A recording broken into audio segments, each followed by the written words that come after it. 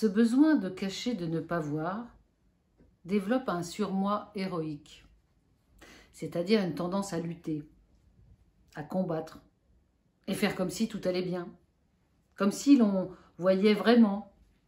Cacher rend héroïque, terrasser sa peur aussi. Je ne sais plus qui a dit « Le handicap n'est pas une maladie, mais un défi à relever ». Peut-être ce défi, cette impossibilité à dire, crée en nous deux tendances, cacher à tout prix et faire comme si. C'est dans ce faire comme si que je situerai cette force héroïque qui se met en place de façon brutale et pulsionnelle. C'est quelque chose aussi que l'on pourrait formuler ainsi. Je n'ai pas le droit de ne pas voir. Comment la personne atteinte d'une rétinite pigmentaire au stade ci-dessus défini est-elle perçue par son entourage? Et que perçoit-elle d'elle-même? Nous nous trouvons dans un jeu de double miroir. Celui qui voit ne voit pas, ne perçoit pas le perdant la vue comme tel. Le perdant la vue, lui, cache sa perte, la dissimule, la contourne. Et nous nous trouvons dans un conflit de reconnaissance. Ce qui m'évoque le jeu des miroirs placés face à face, qui répercute les images à l'infini. Que de réflexions nous ont été livrées à ce sujet. Le rétinopathe conduit sa vie dans cet entre-deux, ombre et lumière, sans se décider à prendre un signe distinctif. La canne blanche, par exemple, qui le positionnerait comme malvoyant.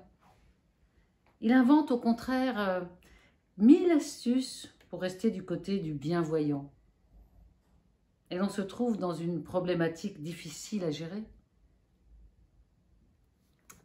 Il voit, pense le voyant, mais il fait du cinéma. C'est un simulateur. Il veut que l'on s'occupe de lui, il nous trompe. Il est mal élevé, il ne dit pas bonjour. Il se cogne, qu'il est maladroit. Il est distrait, inattentif.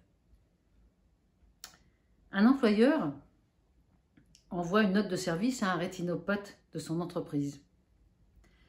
Vos collègues et vos supérieurs se plaignent de votre manque de politesse.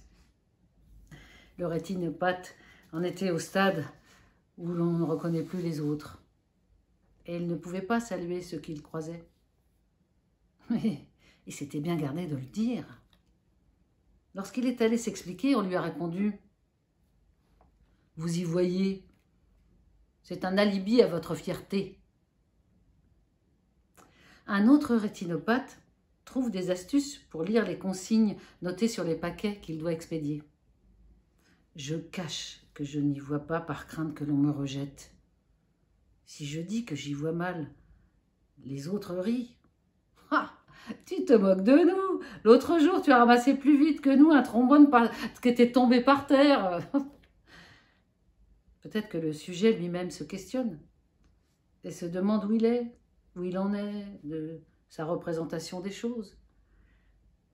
Et de ce malentendu, on pourrait dire de ce mal vu, naît le trouble et le désir de faire comme celui qui voit.